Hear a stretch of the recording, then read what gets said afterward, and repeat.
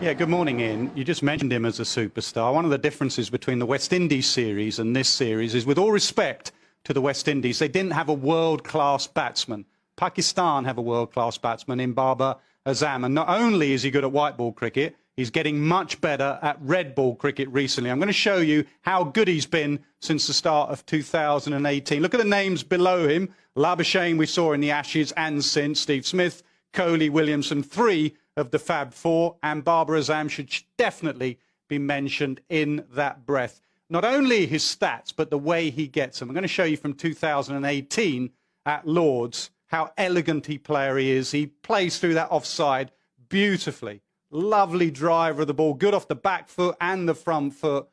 Very, very watchable young man. He really is. Outstanding player. Stays a bit leg side of it, and I'll come on to that in 2018. Plays spin well. Most Pakistan players do with that forward press, and he opens up that offside. So I'm trying to work out why has he got better recently in Test match cricket. I think he's playing pace a lot better. I'm going to show you the stats of him against pace. Early on in his career, averaging 23. Recently against pace, averaging 60. So why is he playing pace better? I think he's playing it later. Michael Atherton spoke last week about Boycott having a word with him, saying, see it early, play it late. I'm going to show you how much later he's got with every year. When he first started, 2017, nearly 2 meters. Look, with every single year, he's playing the ball later and later, 1.67. They're just numbers for you, so I'll show you that visually from sideways on. Have a look how every year he's playing the ball slightly closer to him